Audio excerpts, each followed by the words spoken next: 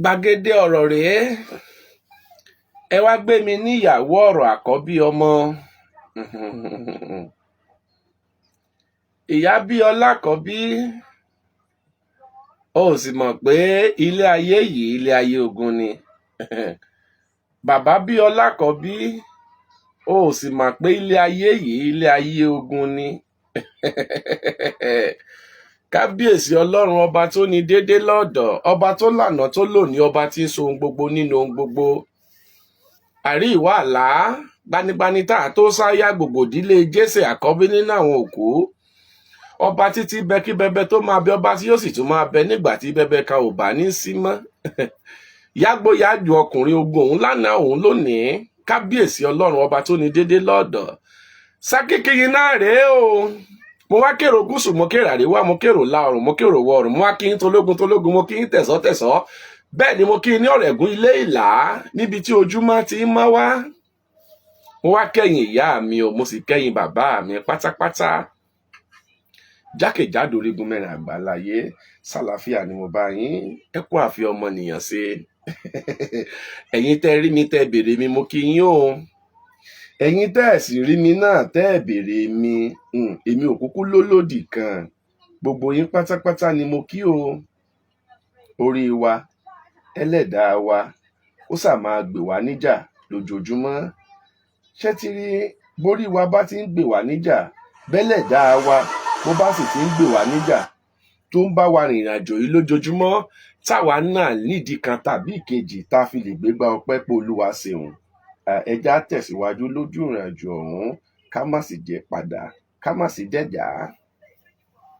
Torí ayé ń lọ pẹ̀lú ìfẹ́kùfà ayé, kálukú wa sáà ń sá káàkiri.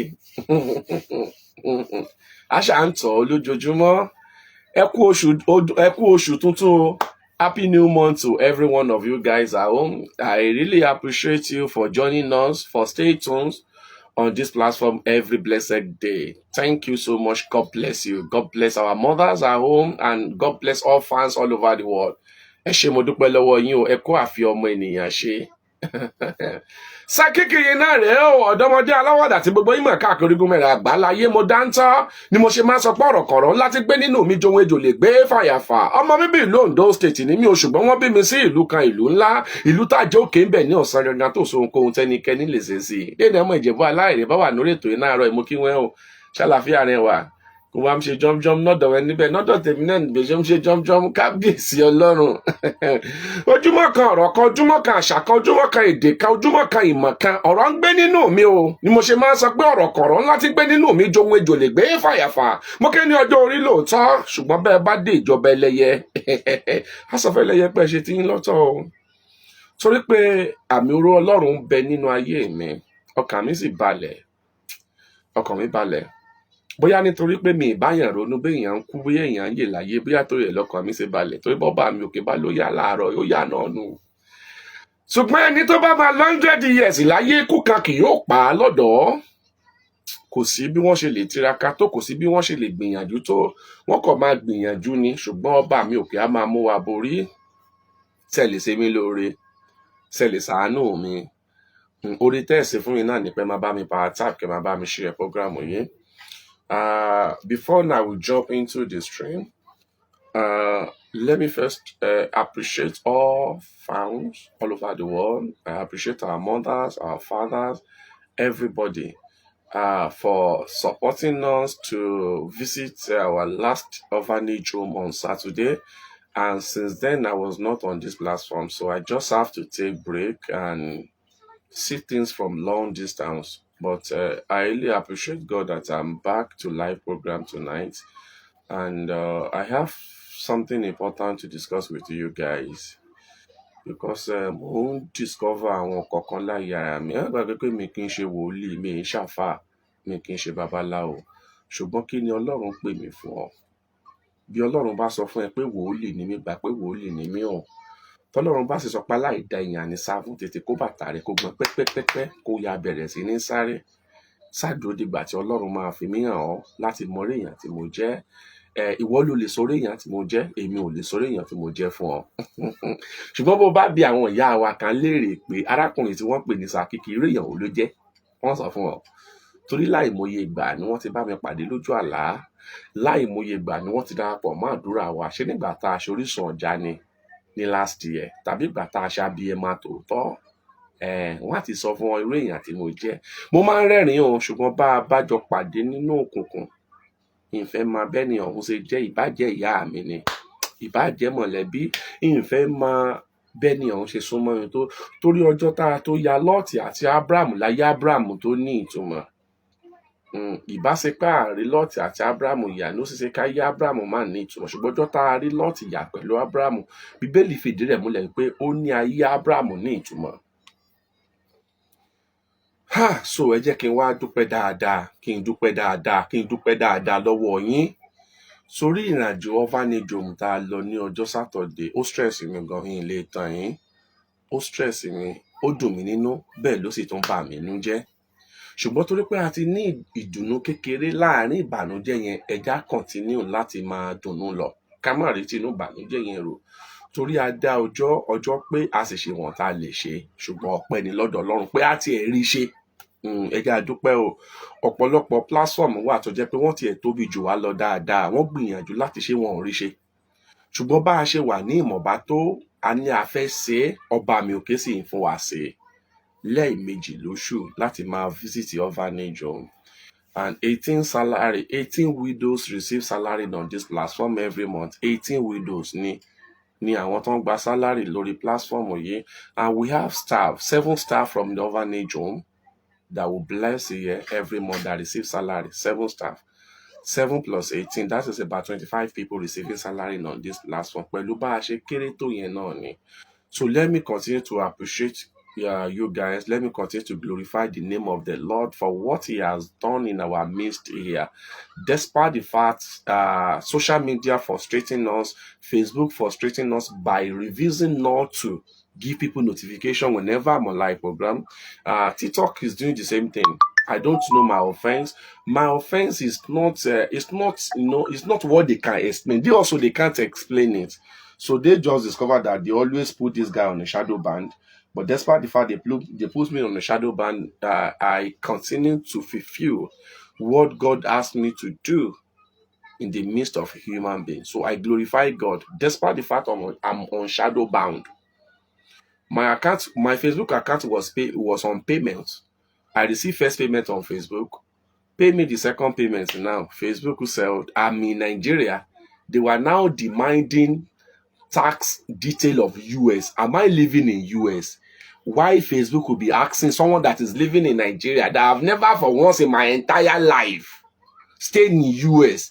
You are now asking me to provide the tax information of US. Am I living in US? Had it been I've not received first payment on this Facebook, it won't pay me. I've received first payment from Facebook. Let me receive my second payment from Facebook. Now Facebook is asking me to provide US tax. Am I living in US? Am I paying tax in US? I pay my tax in Nigeria. And that is the first information that I used to receive first money from Facebook. Now he's asking me to provide US tax, despite the fact I'm living in Nigeria. So at the end of the day, they remove my monetization on Facebook for revising bringing US tax information. Kò yé mi bí ìmọ̀ èyí tẹ́ bóyá pé ẹ lóye jù mí lọ, kò yé mi. Kẹ́ ẹ máa gbé ní Nàìjíríà, kọ́ dẹ̀ máa sọ fún yín pé kẹ́ ẹ máa mú tax kíní wá, kíní ká pè list bẹ́ẹ̀ ṣe máa san tax ní US, ẹ dẹ̀ ń gbé ní Nàìjíríà. So for you now, just because you refuse to provide that, ṣé kí wá lọ jí tẹni ẹlẹ́ni ni? Torí kò yé mi. Bí a kì í lọ jí tax àwọn tó wà ní US o, kí wá post sórí Facebook pé tax mi ló tí mo dẹ̀ ń gbé ní Nàìjíríà tí mi ti dé US rí, kò yé mi. So àwọn challenges tá à ń face lọ́dọ̀ tiwa nù, but kò kàn mí. Tí Ọlọ́run ti fún mi lórí ọ̀fẹ́ láti lè máa fulfill àwọn nǹkan tí mo wá ilé ayé wá ṣe, ilé ìtókù. Ṣé ti rí owó? Ẹni tó bá lóun wá owó, òun ló ń wá wàhálà. Ìjọ́ tọkàn rẹ bá ti balẹ̀ pé bí tí mo bá dé kówó gan máa wá mi, you only think of what you can do, that God will pave way for you to excel. That is the most important things in life. Don't run after money. leave money on his own.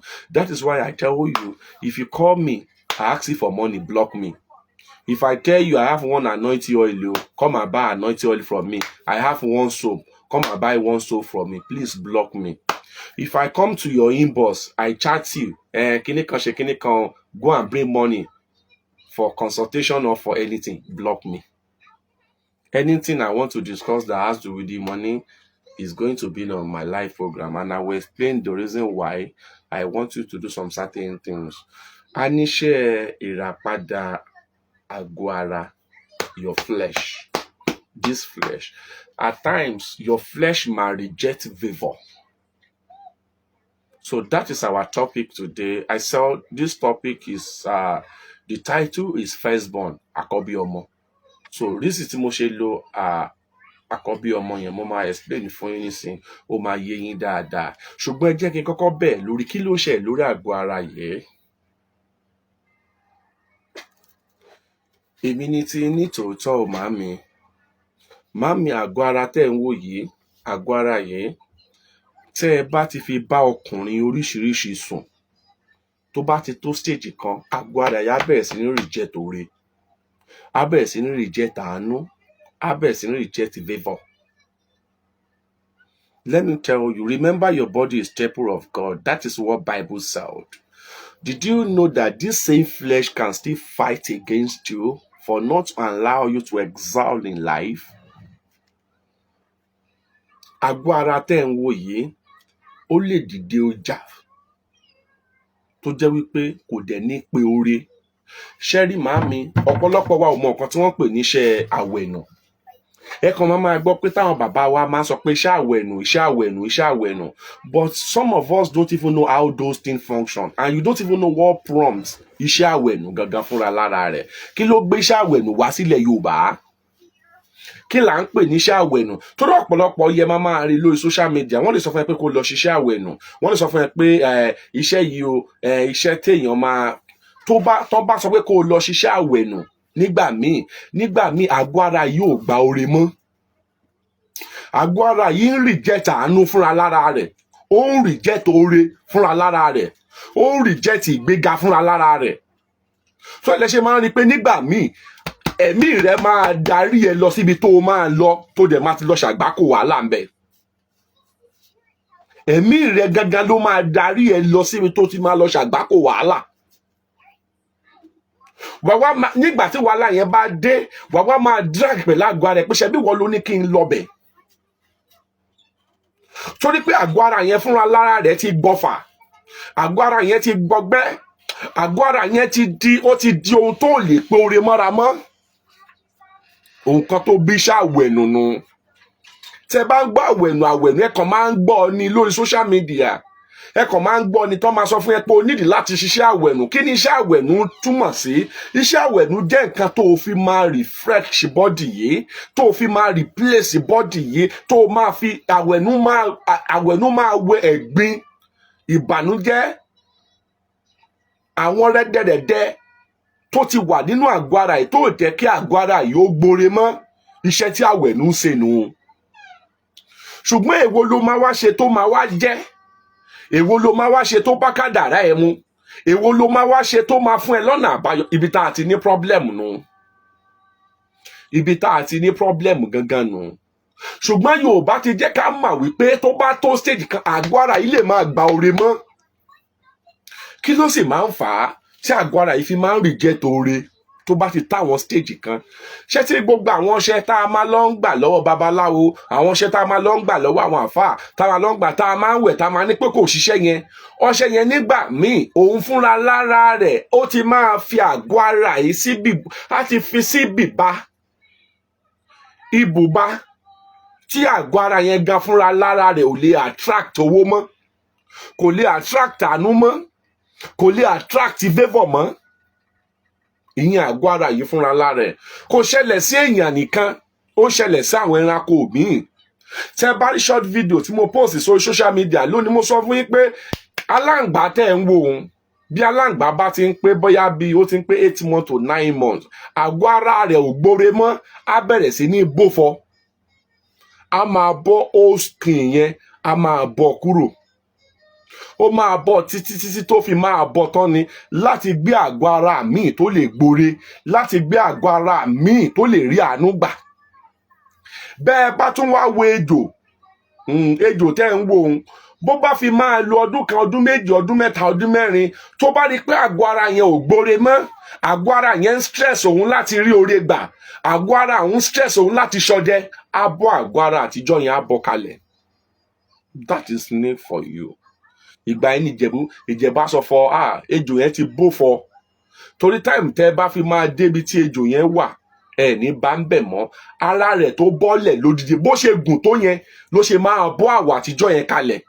Tẹ́ pé tẹ́ ẹ bá débẹ̀, ejò lẹ́ máa rò pé ẹ̀ ń wò lọ́ọ̀kan, by the time tẹ́ bá máa fi débẹ̀, ẹ rí i pé ifọ̀ yẹn nìkan ló wà ń bẹ̀. Ṣáárá àwọn tó wá láti Ìjẹ̀bú ń bí, ṣáárá àwọn tó wá láti abúlé tán ti ríbi téjò ti bó fọ kalẹ̀ rí, tẹ́ pé skin ẹ̀ tó bọ́lẹ̀ yẹn nìkan lẹ rírí. Ṣáárá àwọn tó wà ń bẹ̀ tó wà lórí ètò yìí láàárọ̀ yìí, ṣé ń gbọ́ mi ẹ̀yin ara lẹ́wọ́n bá mi bá mi share program yìí, tap and share, ẹ máa bá a share. Ní pẹ́ lórí ètò yìí náà, torí mo kàn fẹ́ mọ̀ ṣe program yìí díẹ̀ ní alẹ́ yìí. Ṣáà ti rí àwọn èèyàn tó jẹ́ wípé wọ́n rí okay, yes, thank you my dear sister. A ti rí àwọn èèyàn tó yẹ pàtàkùlé rẹ̀ ti wá, ẹ ti rí bí tí ejò ti bó fọ́rí tó bó àwọ̀ àtijọ́ ẹ̀ lẹ̀, ẹ ní bá ejò yẹn bẹ̀rẹ̀ kan máa bá skin ẹ̀ tó bọ́lẹ̀.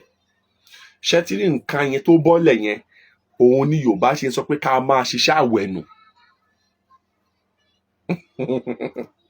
Sọ ọ̀pọ̀lọpọ̀ nígbà míì gan kí máa ń bè tó wá sọ pé iṣẹ́ àwẹ̀nù torí even àwọn tó máa sọ pé kó lọ ṣiṣẹ́ àwẹ̀nù wọn mọ̀ kan tí iṣẹ́ àwẹ̀nù túmọ̀ sí, wọ́n lè sọ pé o fẹ́ wẹ bí dànù, o fẹ́ wẹ kíní kan dànù, when it's still part of it, but the major iṣẹ́ tí iṣẹ́ àwẹ̀nù yẹn ṣe gangan, òun láti mú ẹ bọ́ àwọ̀ àtijọ́ rẹ kalẹ̀.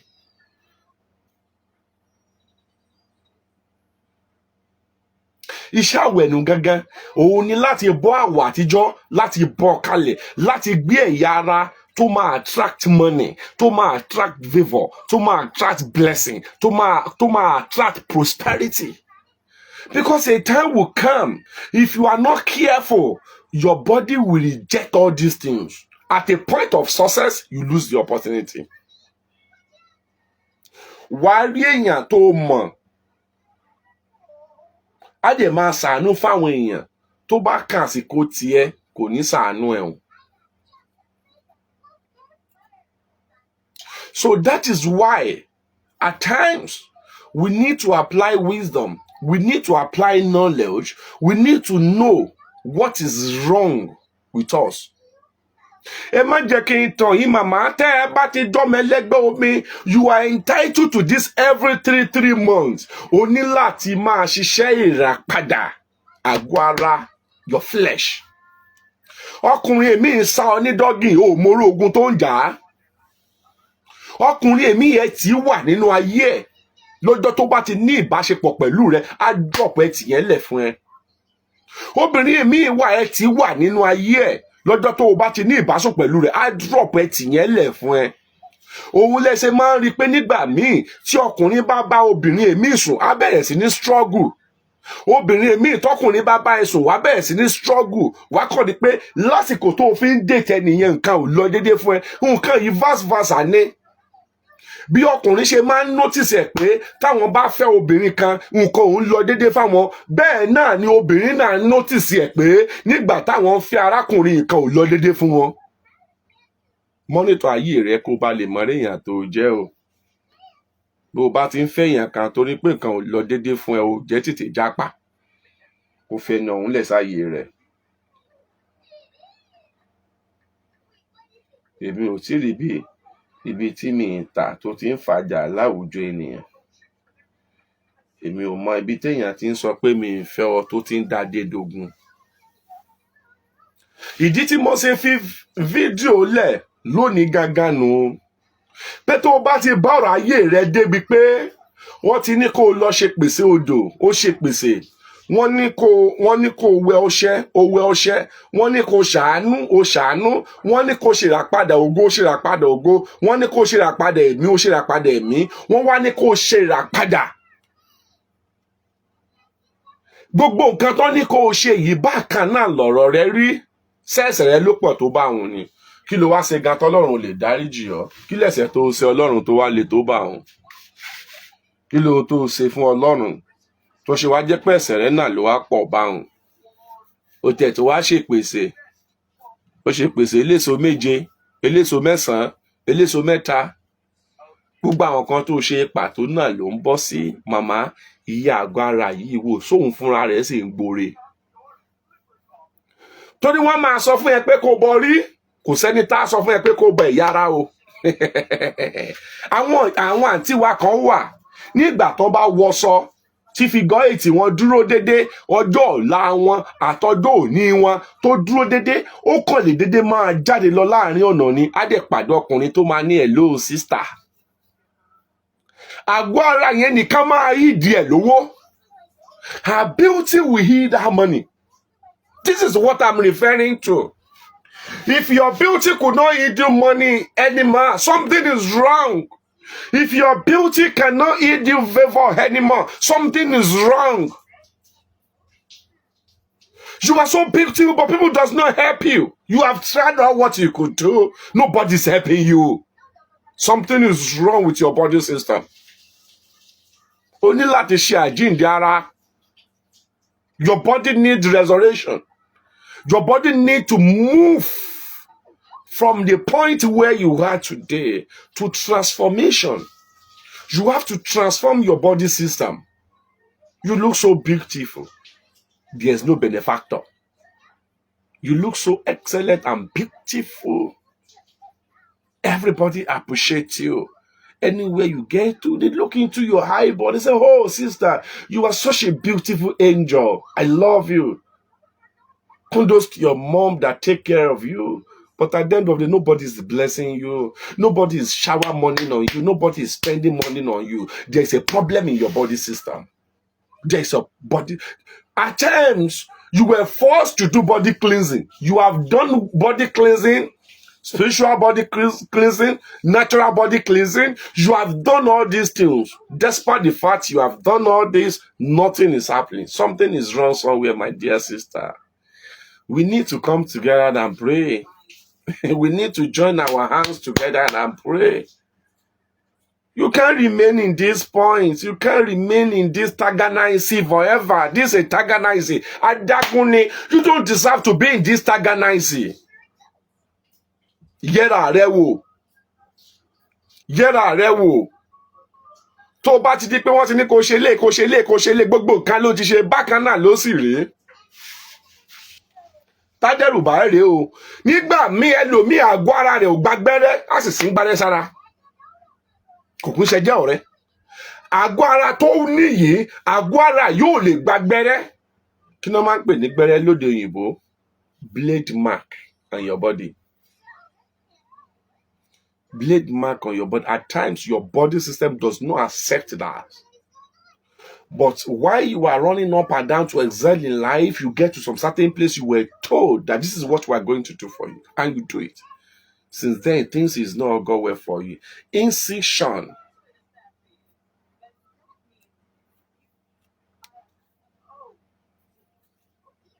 After that, things is not go well for you. My dear sister, we need to come together.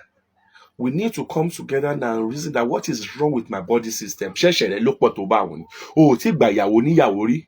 O ò tí gbọ́kọ lọ́kọ rí. O ò pààyàn rí. O ò bá tọmọ làkejì ẹjẹ́ rí. Ká tẹ̀ jẹ́ pé àwọn flexible, there's what we call light lie or flexible lie. Àwọn nọ́mà irọ́ tí gbogbo èèyàn máa ń pa. Bóyá kò wà ń Badagry kó ló wà ń Iléṣà. Àwọn ìyẹn lórí sọ pé o jẹ́ victim ẹ̀. But tá a bá sọ pé àbàyàn láyé jẹ́ aṣọyàn dẹ́dún arìnlẹ̀. You have never played this role in your entire life. You have never killed anyone in your entire life. So why are you now praying things are not changing? Why are you remaining in this taganisi? This taganisi is not your position. You are not supposed to be here. My dear sister, look at your body system. Ara yìí lè máa reject oore fúnra lára rẹ̀. Ó lè máa reject àánú. Tí ẹ kọ́kọ́ wo nígbà kan, ṣé kò ń ṣe the same body structure tó o níyì, òun ni àwọn èèyàn kan kówó lé nígbà tó o ti marry. Despite the fact you don't even have any relationship with them. You are not dating them. You are not married them. But whenever you walk to where they are, they appreciate your beauty, they appreciate your body structure. At the end of the day, some people bless you money. So if you're a woman and you work for a whole 1 month, nobody is blessing you without asking for anything. Something is happening. Something is wrong somewhere. You are walking up and down. Nobody is asking you. Nobody is asking to bless you. Nobody is giving you anything. Something is wrong somewhere. You need to check this body system. Different tó bá ń bá different ọkùnrin sùn ìyẹn lè kọsẹ̀ ṣe yẹn lé ní ẹlẹ́ẹ̀kejì tó bá sí ń gbẹ́rẹ́ sí ẹ lára tágọ̀ ara rẹ̀ ò gbà gbẹ́rẹ́ ó lè jẹ́ kágọ̀ ara rẹ̀ máa kọ oore ó di mélòó ó di méjì tó o bá wẹ ọṣẹ tó yẹ kó wẹ̀ tẹ́lẹ̀ dá rẹ̀ ò rọ̀ mọ́ ó lè jẹ́ kí àgọ̀ ara rẹ̀ máa kọ oore ó di mélòó ó di mẹ́ta. Àwọn nǹkan mẹ́ta ìṣú ọ̀fun mi tó dá mi lójú pé ó lè jẹ́ kágọ̀ ara rẹ̀ máa kọ oore ó dá mi lójú tó lè jẹ́ káàgọ́ ara rẹ̀ máa kọre torí ò gbọ́dọ̀ jẹ́ mọ́ ẹlẹ́gbẹ́ omi. Báwo ló ṣe fẹ́ ṣe láàrin odidi oṣù kan, good 30 days or good 31 days? You were roaming about, you move here and there, and nobody could appreciate your structure, your body structure. Nobody could appreciate that. Oh, sister, you are so beautiful. Take this money.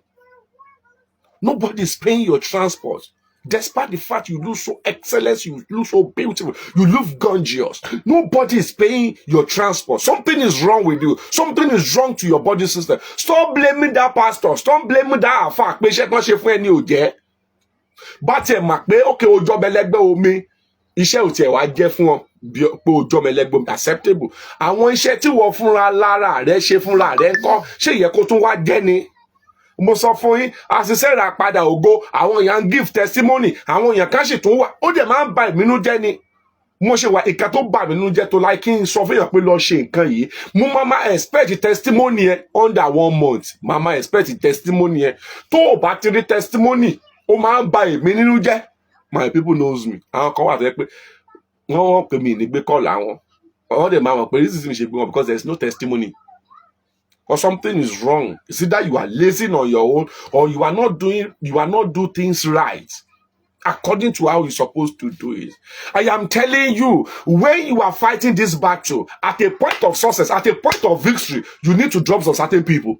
Èmi ò fẹ́ràn bóyá ọkọ rẹ ló jẹ́ o. Bóyá ọkọ rẹ ló jẹ́, bóyá ọmọ ni, bóyá ìyá ni. You just have to drop some certain people. You might not be able to distance yourself from them, but keep something away from them. Stop telling people your plans. Stop telling people your decision. It's not everybody that's supposed to know what you are planning for your life. It's not everybody to know your new step. Because you don't know who they are to you. You don't know their plans behind the screen against you. But I am telling you, as a water child, if people are not blessing you to appreciate your beauty, to appreciate your body structure, something is wrong somewhere.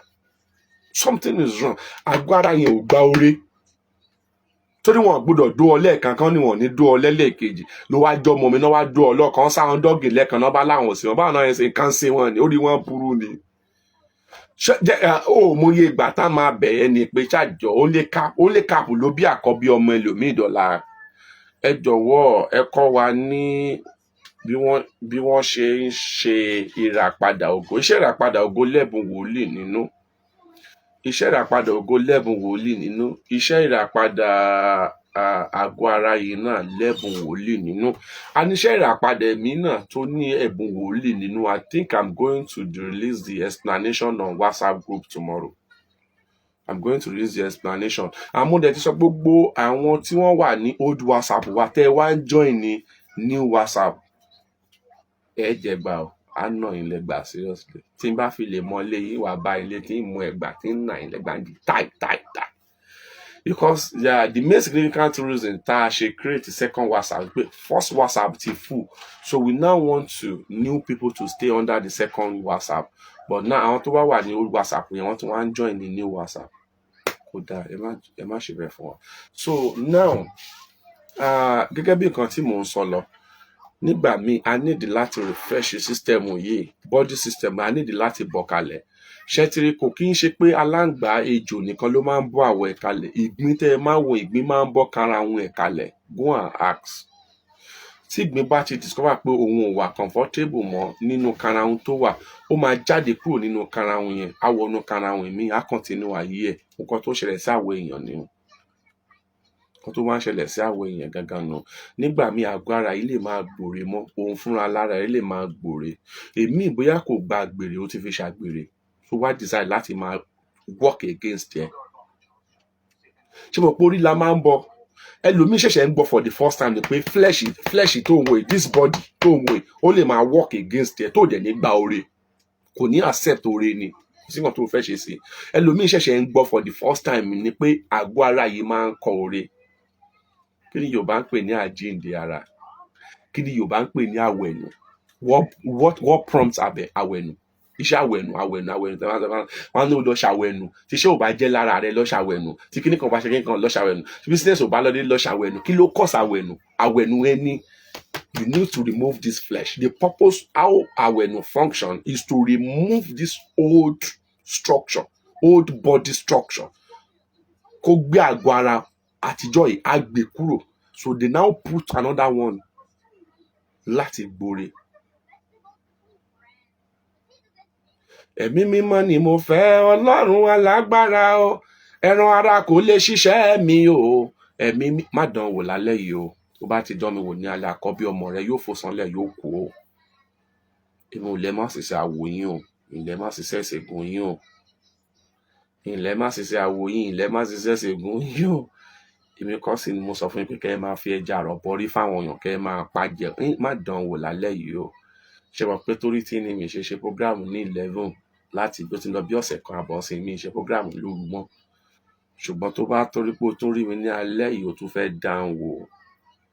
Àgbẹ̀gẹ̀dẹ̀ yóò gbiná o, torí nǹkan tí ń fi san fún ọ ní alẹ́ yìí ò ní dáa. Nǹkan tí ń fi san ní alẹ́ yìí ò ní dáa. Ẹ má tẹ̀ ń rò. Mo ké ní ọjọ́ orí, ṣùgbọ́n ọ̀rọ̀ àwọn àgbààgbà wà nínú mi o. Má dán wò ní alẹ́ yìí, kó má bàa sọ àkọ́bí ọmọ rẹ nù ní àṣálẹ́ yìí o. Mo bẹ̀ ọ́ ni. Òun gbóhùn mi ó sì mọ nǹkan tí mò ń sọ. Má dán wò. Má dán wò ṣàkọ́bí ọmọ rẹ nù. Viewers àtọ́yọ̀ bá mi power tap. Wọ́n kàn máa sáré ni wọn ò lè bá wa. Ẹ bá mi pàdé ní abẹ́ Orísun Ọjà on the 9th of June. Ó sì máa take wa ní 7 days program. Orísun Ọjà. Mo bẹ̀ àwọn ìyá wa pé kí wọ́n bá wa ṣe flyer. Àwọn tó ń bá wa ṣe flyer wa. Kọ́kọ́rọ́ kan tí mo ní tó bá ń jẹ́ gangan nù, ìyìn save nọ́mbà wọn. So mo ti ń bẹ̀ láti last week pé kàn jọ kí wọ́n bá wa design Orísun Ọjà wa. So a lè post ẹ̀ fáwọn èèyàn láti jẹ́ káwọn èèyàn mọ̀ pé Orísun Ọjà máa bẹ̀rẹ̀ ní on the 9th of this month, which is going to be next week Monday. La máa bẹ̀rẹ̀ Orísun Ọjà, ó dẹ̀ máa take wa 7 days. Ẹ jọ̀ọ́ nítorí Ọlọ́run, ẹni tó bá ti lẹ́mìí àdúrà kó sùn sílé. Má worry. Táwa bá ti ń gbàdúrà yẹn, tọ́lọ́run bá ti bless wa, a wá take care. Má worry. A wá take care. Bí àwọn ìyá wa kan ṣe máa ń take care, a take care. Ọlọ́run àwọn èèyàn ní sàún sí ọ. Wọ́n take care. So for this reason, tẹ́ bá ti lẹ́mìí àdúrà, ẹ má join wa. Orísun Ọjà wà fẹ́ni tó ní ẹ̀mí àdúrà. Nígbà tá a ṣàbíyẹmọ tòótọ́ wa, àbíyẹmọ tòótọ́ wà fáwọn tó ní àdúrà. Tó lẹ́mìí àdúrà. So unfortunate pé we still have more than, now we have over 5 now. The first one we did, we have over 7 people tí wọ́n fọ́ ìkòkò wọn tí ìkòkò yẹn ò fọ́. So nígbà tá a wá ṣe dá 1 day, nínú àwọn tí wọ́n fọ́ ìkòkò wọn for the 1 day, ìkòkò tó ìgbà tá a ṣe 7 days ìkòkò yẹn ò fọ́, ìgbà tá a ṣe 1 day ìkòkò yẹn wá fọ́. But àwọn kan wà pé 7 days ìkòkò wọn ò fọ́. Ìgbà tá a tún ṣe 1 day náà, that is same ìkòkò yẹn ò fọ́. But àwọn mo ti ń try láti fi wọ́n sí 1 day prayer. Mo ti kọ́ fi wọ́n sí personal 3 days prayer. Kan dá ṣe prayer fúnra lára wọn for 3 days. So now I'm going to pray with them just 1 night. So immediately after the prayer, wọ́n á fọ́ ìkòkò yẹn. Ìbá la odidi ẹ̀mí lọ kó kàn mí. Ohun tó kàn mí ni wípé Bíbélì ní ìwọ yóò mọ òótọ́ yóò sọ ọ́ dòmìnira. Kan tó kàn mí lẹ́gàn nù. Bí ìwọ bá ṣàti mọ òótọ́, bó òótọ́ bá ti sọ ẹ́ dòmìnira, kan tó kàn mí lọ́dọ̀ tèmi nù. So ìyẹn dúró tí ẹ bẹ́ẹ̀ bá wọn. Ó dúró. Ṣé ti rí Orísun Ọjà? àwọn èèyàn kan béèrè pé Sakiki ọjà àwọn táwọn lò tẹ̀ ṣáwọn lè tún ọjà yẹn lò ó lè lo òòdù ọjà yẹn mọ́, ọjà yẹn náà ti gbìyànjú fún ọ ìyìn ló sọnù o kàn lè fi ṣe prayer eléyìí ni tó bá lọ́mọ tó lè fún ní old one tó ń lò yẹn fún ọmọ. Àwọn ìyá wa kan dẹ̀ lè fún wọn lè fẹ́yàn lọ́jà wọn wọn lè fẹ́yàn lọ́jà yẹn, bọ̀ tó bá jẹ́ wípé o ní òòdù ọjà lọ́wọ́ lọ tọ́jú ọjà rẹ, tó bá ní òòdù ọjà lọ́wọ́ lọ tọ́jú ọjà rẹ sílé. Tó bá ti mọ̀ pé o lè fún èèyàn lọ tọ́jú ẹ̀, tó bá mọ̀ pé o lè fún èèyàn o lè fún ọmọ tó o lè sẹ́lẹ̀ sákọ̀ọ́bí ẹ̀ kó máa lò, that is ọjà yẹn. Wọ́n tó bá ti mọ̀ pé o lè fún èèyàn tọ́jú nǹkan rẹ kó máa lo nǹkan rẹ fúnra lára rẹ, kò sí jà ń bẹ̀, wọn kì í méyàn sí. But pẹ̀lú program tá a máa ṣe yìí ẹ lè lo òòdù ọjà yẹn mọ́, ẹ ní láti lọ ra flyer wa. Mi mọ àwọn ìyá wa yẹn ni oníyàá wa kan tí wọ́n bá wa ṣe nígbà tí mọ́mí Vivian tán ṣe kan tí kíní yẹn wà òkè, àwọn wá ṣe mí very perfect. But even the old one Orísun ọjà tá a ṣe ní December, the old one mo ti wo Facebook o mi rí, mo ti wo TikTok mi rí, mo ti wo gbogbo orí fóònù mẹ́rin tó wà lọ́wọ́ mi rí pé kí n tẹ̀lé send orí old one sórí old WhatsApp wa pé káwọn èèyàn wò bí a máa lè rẹ́ni tó máa lè lò yẹn láti fi design ní wọn mi rí. So ẹjọ́ ẹni tó bá láìdí àbọ̀n ṣe máa ń design flyer by now ó yẹ ká ti ní flyer tó máa jẹ́ bí jingle tó máa play tó máa. My initial plan then ni pé báwo la ṣe fẹ́ ṣe kíní tó jẹ́ pé a máa lè ní radio advertisement fún Orísun ọjà, because Orísun ọjà my initial plan ni pé tí ìwé bá ti jáde by July, pé tí Amazon bá ti release ìwé by July, then by December a máa ṣe Orísun ọjà, then we'll be able to do it worldwide tẹ́lẹ̀tẹ́lẹ̀ láti fún. But unfortunately àwọn ìyá wa tí wọ́n lórí ọ̀fẹ́ láti bá aṣọ Orísun ọjà ní December, even when we do only one day in January wọ́n lórí ẹ̀, so they keep asking for Orísun ọjà because àwọn tó ń lọ́jà lọ́ bẹ̀rẹ̀ sí ní give testimony pé ọjà àwọn ń ṣiṣẹ́ àrà fún wọn, so they start demanding for Sakiki ẹ̀dẹ̀ sànú wa. So nǹkan tó jẹ́ ká tún wá ṣe Orísun ọjà ní June nìyẹn.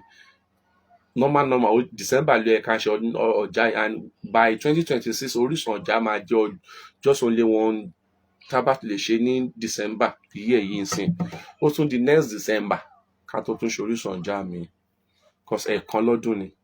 But nígbà tá a ṣe first one yẹn, a lot of people don't believe in me. Wọ́n kàn wọ́n pé àkànṣe arákùnrin tó máa ń bá Dizzy Anjorin ìjà ọmọ ìyá Esabod kọ́tọ́ fọkàn sí nìyẹn. But nígbà táwọn èèyàn wá bẹ̀rẹ̀ sí ní give testimony of nǹkan tó ṣẹlẹ̀, so àwọn èèyàn wá bẹ̀rẹ̀ sí ní demand fún nǹkan tó fà tá a fi ṣàbíyẹmọ tòótọ́ lọ́jọ́ kan gan nìyẹn. Nígbà tí wọ́n sọ pé a fẹ́ ṣàbíyẹmọ tòótọ́, ẹ lọ ra nǹkan báyìí, àwọn èèyàn kan wò mí ni.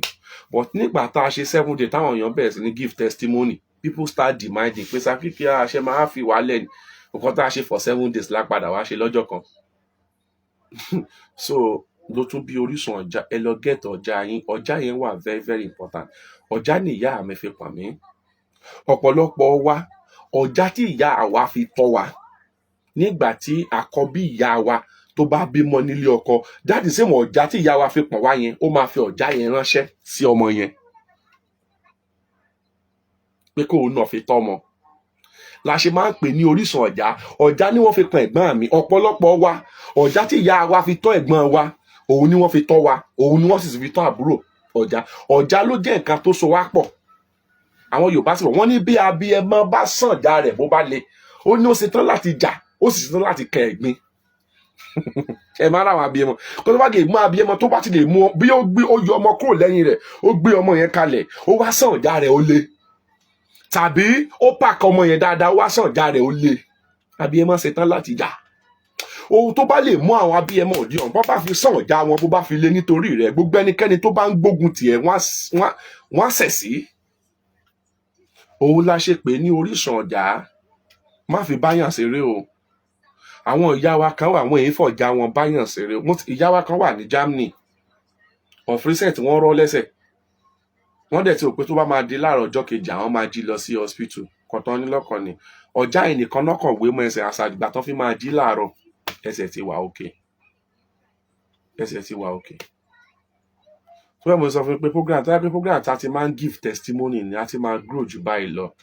but ó wàá kọ́ ọmọ mi jọ ó wàá sọ fún wọn pé kó wá máa give testimony ló wàá kọ́ ọmọ mi jọ wá ní kó máa give ẹyọ kọ̀ọ̀kan tó bá kàn send sí mi tí bá kàn gba àkákàn tí ẹ̀bùn ìbọn màá drop ẹ̀ sórí WhatsApp group but àwọn tó bá wà lórí WhatsApp group ẹ̀ lè listen to these people you listen to them mi ṣáà kì í síbẹ̀ nígbà táwọn tẹ́ bá jọ wà lórí WhatsApp tán bá jọ sọ nǹkan tó ṣẹlẹ̀ so they will tell you what they do and nígbà tí miracle yẹn fi dé wọ́n máa sọ fún yín so that is why we have that WhatsApp group fún àwọn ọmọ mi tán ti gòkè láti fa àwọn tó wà nísàlẹ̀ láti fa àwọn gòkè kan tí WhatsApp group yẹn wà fún mi the WhatsApp group is not made for me my own pé kí n kàn drop iṣẹ́ síbẹ̀ kí n kúrò ńbẹ̀ mi ń dá ẹ bá béèrè question láti January wọ December ẹ lè rí mi kí n dáhùn torí àwọn ìyá wa tán wà vibrant tọ́lọ́run ti ní pé kán wà lókè wọ́n máa dáhùn ìbéèrè wọ́n pọ̀ ńbẹ̀ we have a lot of mothers bóyá mọ́mí Tọ́lábé ni o mọ́mí Àfúnkẹ́ grandma ni o mọ́mí Nikki ni o we have them tí wọ́n ní ìmọ̀ yẹn tí wọ́n ní knowledge yẹn too when you want to talk about marriage àwọn ti wà nínú marriage for a long time wọ́n á sọ fún ẹ àwọn challenges tí wọ́n ti face ní ilé ọkọ ìyẹn dúró bẹ́ẹ̀ gift mi o ara TikTok mo dẹ̀ ti fẹ́ wá sọ̀rọ̀ ọ̀rọ̀ yín báyìí o program ti fẹ́ ṣe máa tó bẹ́ẹ̀ ó máa Ọlọ́run ní báyìí nínú jẹ́ program yìí máa bẹ̀rẹ̀ sí ní báyìí nínú jẹ́ so ó máa bà wọ́n táyé nínú jẹ́ that's line tí mo fẹ́ wọ̀ yìí program ti fẹ́ ṣe láfíà tí bá ti kó nínú kan tí mo ń sọ ẹ̀sìn á bẹ̀rẹ̀ sí ní báyìí a máa bà wọ́n táyé nínú jẹ́ pàápàá jùlọ tó bá yẹ pé ẹgbẹ́ ọkọ rẹ ló wà gbé fóònù yẹn kúrò lẹ́gbẹ̀ẹ́ rẹ sẹ́pẹ́ ẹgbẹ́ ọkọ rẹ ló wà gbé fóònù yẹn kúrò lẹ́gbẹ̀ẹ́ ọkọ rẹ èyí ṣeré o gbé kọ́kọ́ rẹ má bàa yí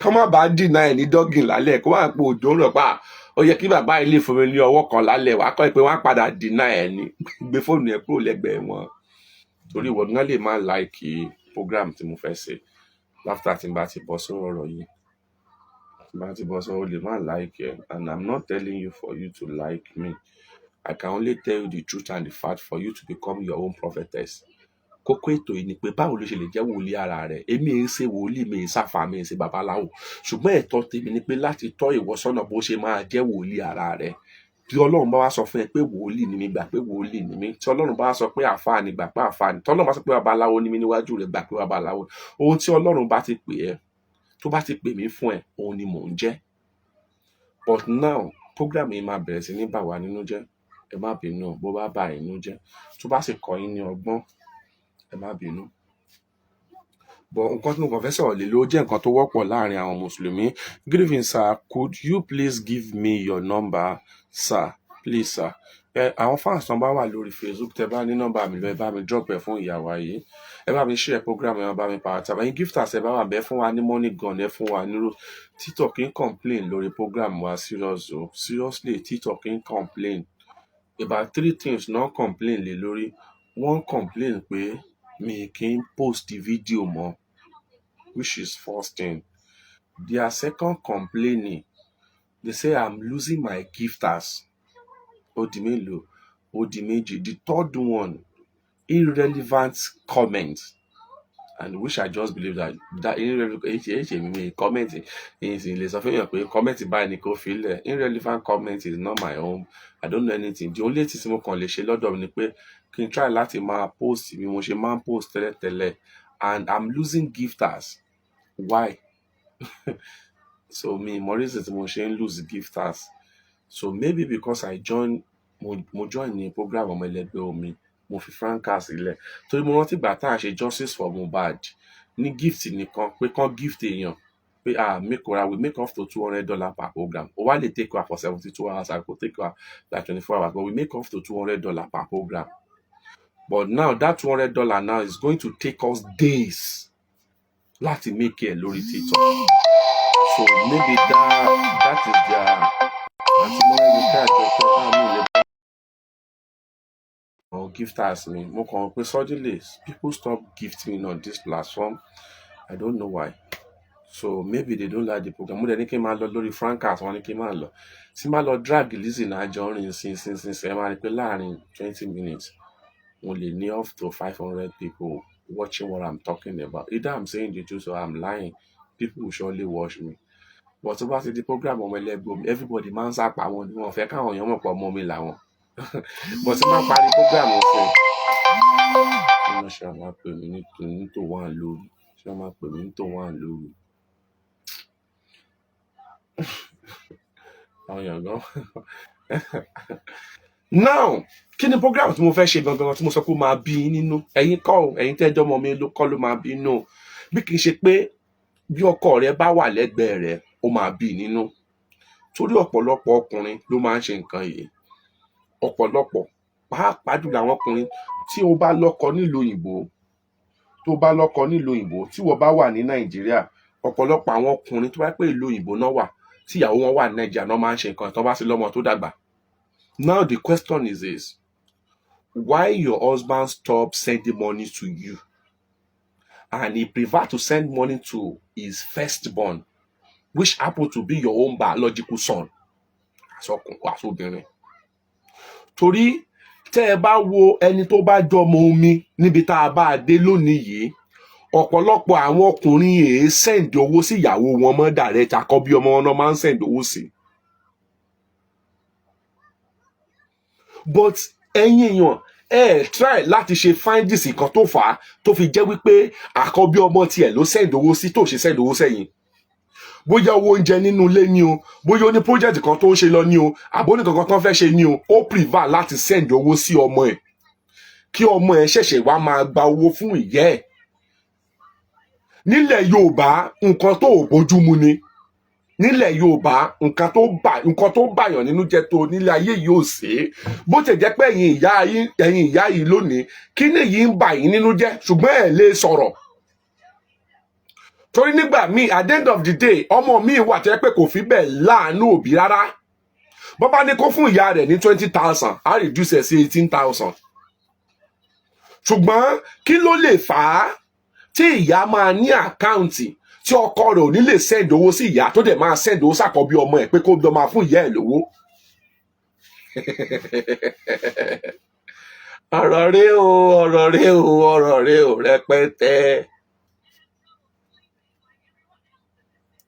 Ṣé ti ní Nàìjíríà tá a wà lónìí bẹ́ẹ̀ bá ti rí ọkùnrin tó bá ti lost trust nínú ìyàwó ẹ̀ torí ọ̀pọ̀lọpọ̀ yín ẹ sì máa ń gbé sójú pé ọkọ mi nífẹ̀ẹ́ mi ọkọ mi nífẹ̀ẹ́ mi ọkọ mi nífẹ̀ẹ́ mi ìjọ tí ọkọ rẹ bá ti stop láti send owó sí ẹ tó bá ti jẹ́ pé àkọ́bí ọmọ ẹ̀ ló ń send owó sí ó ti lose trust nínú ẹ̀ if you don't know and as at that time your marriage is at risk. Kò sí ọkùnrin tó sì lè nífẹ̀ẹ́ 100% tó sì ní trust nínú ẹ gẹ́gẹ́ bí ọkọ tó lè máa send owó sí ọmọ ẹ̀ pé kó máa fún ẹ lówó.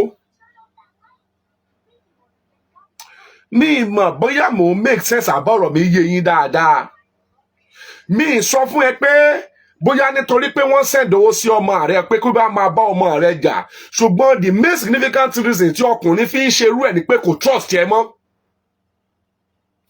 Mi mọ nǹkan tẹ́ lè fà débẹ̀ o nígbà míì ẹ sì lè má fa nǹkan gidi débẹ̀ ó lè jẹ́ lórí pé òyànlè yìí mò ń pè ẹ ò gbé kọ́ọ̀lù òun ṣe kíríkan ò gbé kọ́ọ̀ á di wípé gbogbo nǹkan tó bá fẹ́ ṣe láyé á prefer láti send owó sàkáǹtì ọmọ ẹ̀ kí ọmọ rẹ̀ ṣẹ̀ṣẹ̀ lọ gba owó yẹn kó ṣẹ̀ṣẹ̀ wá máa fún wọn gẹ́gẹ́ bí ìyàwó.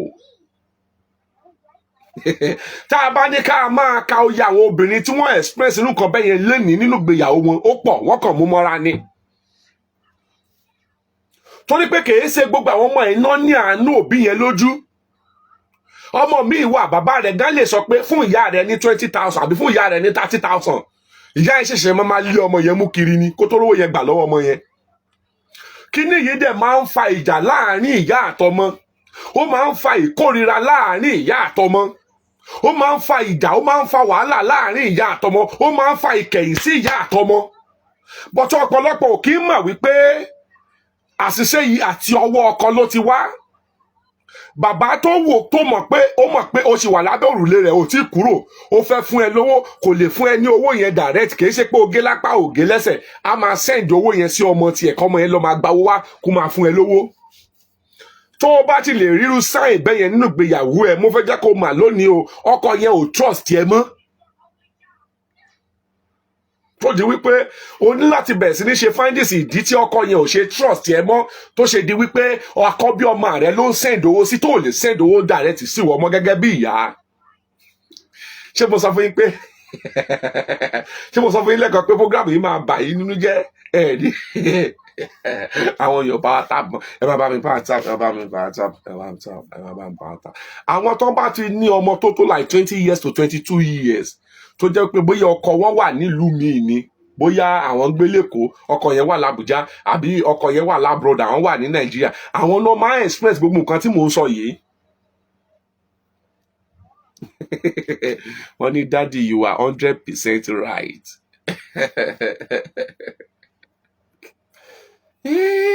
ọ̀rọ̀ rẹ o, ọ̀rọ̀ rẹ ò rẹpẹtẹ, ọ̀rọ̀ rẹ o, ọ̀rọ̀ rẹ o, ọ̀rọ̀ rẹ ò rẹpẹtẹ.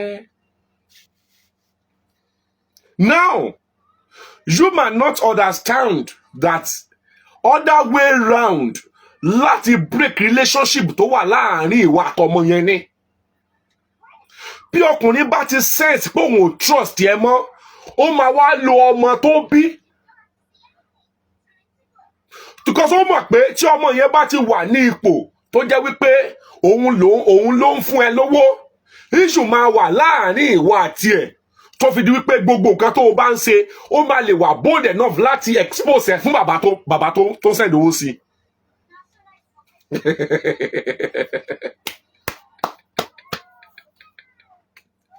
ẹ mọ ìdí táwọn ọkùnrin ò ṣe láìkì mi lélẹ̀, ìdí táwọn ọkùnrin ò ṣe láìkì mi lélẹ̀.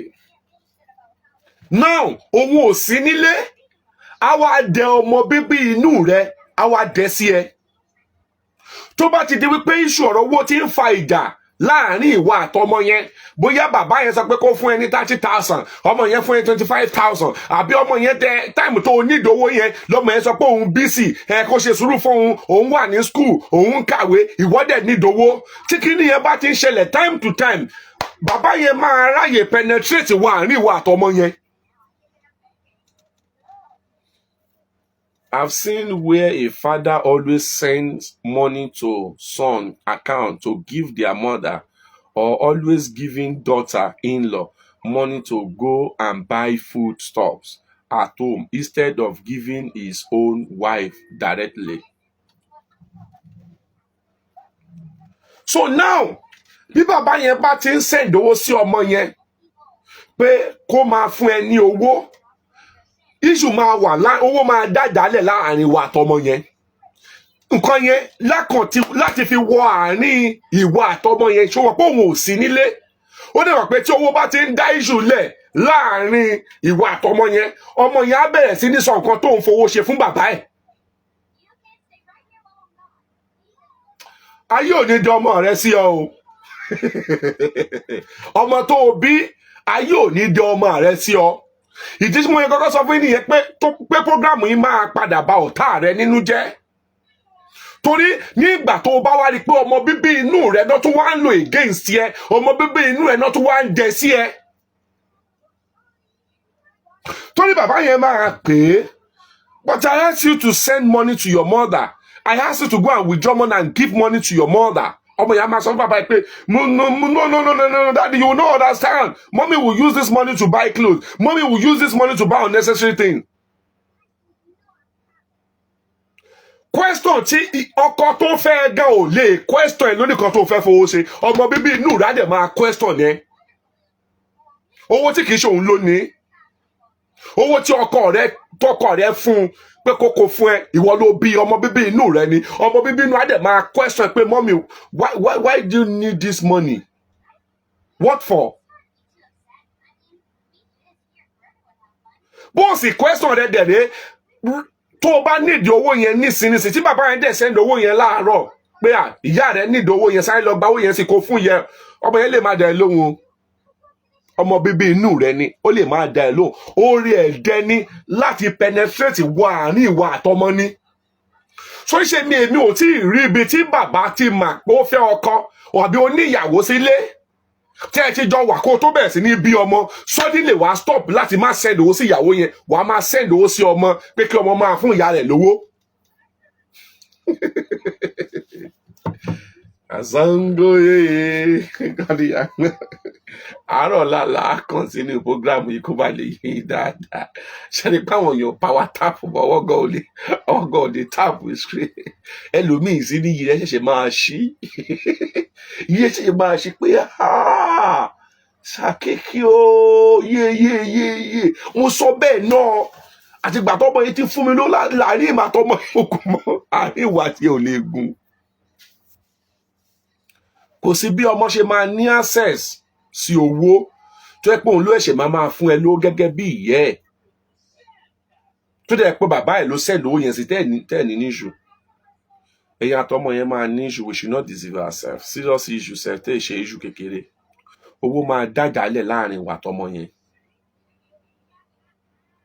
owó máa dájàálẹ̀ even tó bá jẹ́ owó tẹ́ fẹ́ fi sanwó àwọn workers gan ọmọ yẹn máa question ẹ bóyá òkè ẹ fẹ́ sanwó fún àwọn workers like maybe owó tẹ́ fẹ́ sanwó workers bóyá like 500 ẹ̀yin náà dẹ̀ ti ṣe abradamba ẹ ti fi like 50k sórí ẹ̀ ọmọ yẹn ò ní gbà o àwọn máa fún rẹ̀ báwọn òṣìṣẹ́ yẹn sọ̀rọ̀ fúnra láwọn pé èlò ni owó ṣé tí 50k tẹ́yìn fi sórí ẹ̀ yẹn òun ló máa jẹ owó yẹn mọ́lẹ̀ so tí nǹkan yẹn bá dẹ̀ ti ń ṣẹlẹ̀ ní gbogbo ìgbà tó bá ti ń fa iṣu yẹn ó máa fi àṣírí ẹ̀ hàn bàbá rẹ̀ ni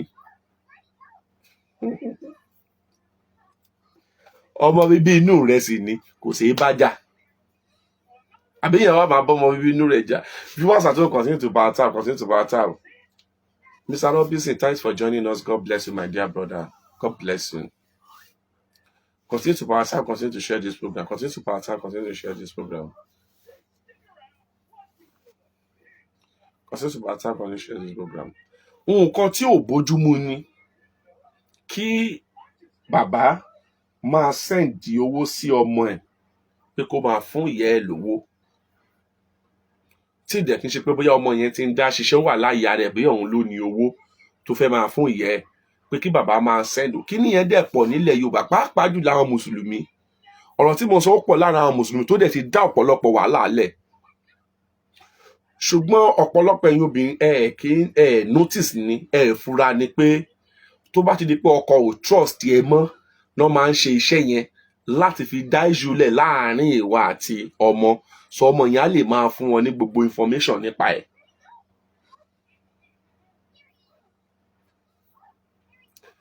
Anyway mi lè sọ̀rọ̀ yẹn púpọ̀ ní alẹ́ yẹ kí n bẹ̀rẹ̀ sí ní gbé àwọn èèyàn wọlé so màá lè tètè round up latest by 1 or after 1 I will just round up and move on to tó bá di ní àárọ̀ là á continue program yẹn fully láti explain better.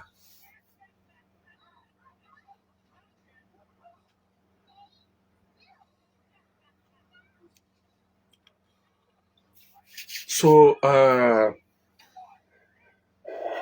iṣẹ́ ìràpadà àjíǹde ara iṣẹ́ tó lẹ́bùn wòlíì ni nígbà tí a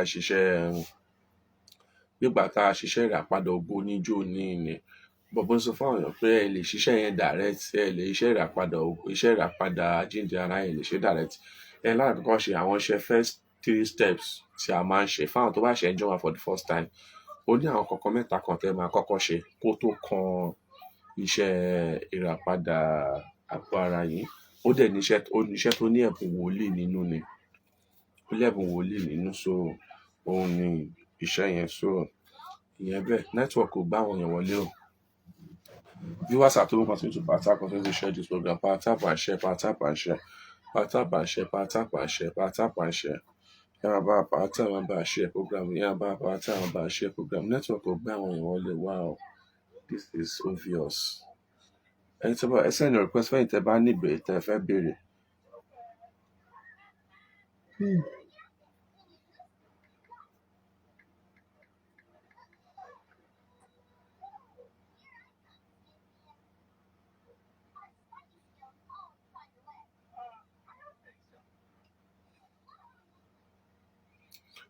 ẹ fẹ́ bá ní ìbéèrè tẹ́ fẹ́ béèrè ẹ send request kan mi ní pé random program ṣe tó bá di ní.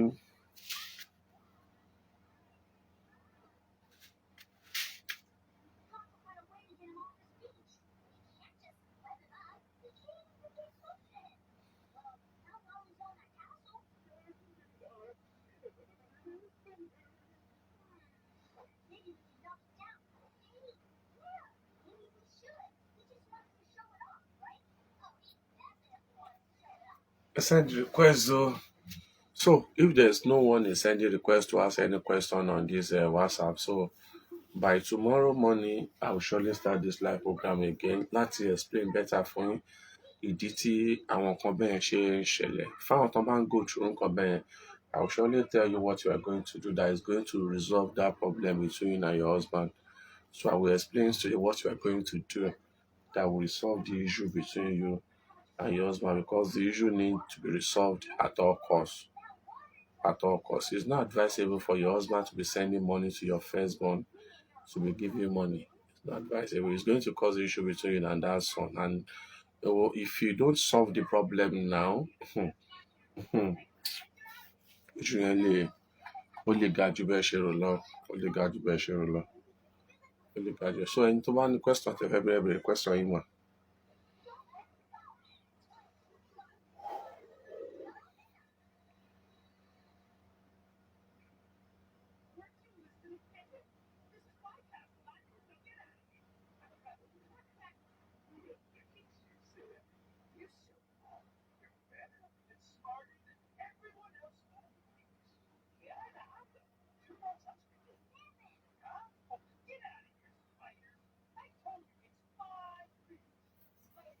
Daddy, why does a mother get annoyed with daughter because her daughter decided to do the same handwork her mother does?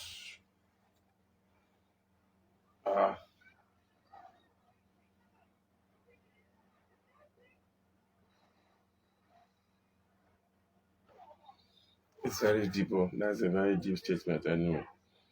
So Oyeki embrace it for doing the same work to not share.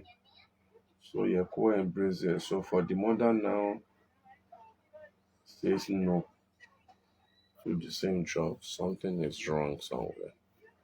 Something is wrong. Because for me, as far as I'm concerned, I think the mother is supposed to embrace that and accept it. But for the mother now to say no, something is wrong somewhere. Something is wrong. Something is wrong. Something is wrong.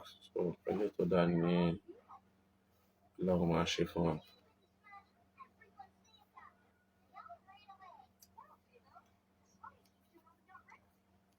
So tó bá ti di ní àárọ̀ lọ́la ní agbára Ọlọ́run. So I will come on social media to explain better. Àti resume sí social media padà láti alẹ́ iná nìyẹn. Títí tó fi máa di on the 9th a fi máa bẹ̀rẹ̀ Orísun Ọjà. So continue come to social media to talk to you guys and bring different programs that you can learn one or two things from to you guys. So Ọlọ́run máa gbàdúrà gbogbo wa ní dààmú láṣẹ Èdùmàrè. Gbogbo tá a bá béèrè lọ́wọ́ Ọlọ́run máa ṣe fún wa nírọ̀rùn.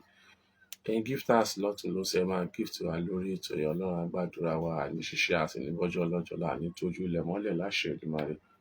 Bàbá wájú àmàró lóore, bàbá wẹ̀yìn wà àmàró lóore, àtọ̀tún àtòsí báyìí la fi máa máa ró lóore. Ìyàgbára Ọlọ́run àní ṣíṣe àti ní bọ́jọ́ ọlọ́jọ́ lọ àní tójú ilẹ̀ mọ́lẹ̀. Ọkàn wa sì máa balẹ̀. So lẹ́gbọ́n Ọlọ́run ní ọ̀la a máa ṣe breakdown àwọn nǹkan tí à ń ṣe àṣelẹ̀ ọ̀kan lẹ́wọ̀n. So yín tẹ́ bá ní interest lórí iṣẹ́ ìràpadà àpò aráyé tí a pè ní àjíǹde ara, ẹ jọ̀ọ́ try láti ṣàṣírí lórí WhatsApp. Then mo máa lè send ẹ̀ sí ẹ̀yin tẹ́ bá yẹ lórí TikTok lọ́wọ́ àtẹ́tí drop message sí ní inbox mi lórí TikTok. Ẹ try láti get number mi láti pè mí. Because mi lè lọ sórí TikTok yẹn láti ka message tó wà bẹ́ẹ̀ ti pọ̀ jù. Ilé tó wà lórí WhatsApp gan, mo ń là mí ká tó WhatsApp lórí TikTok tó yẹ pé mi lè pè yín padà, mi lè sọ pé mi sọ máa sọ. So wá ti di ní ọ̀la ní agbára Ọlọ́run. À tẹ̀síwájú. Ẹ ṣé o. God bless you ma. God bless you sir. I love you all. Àní dààmú. Ẹ ṣé o. Bye for now and see you guys later.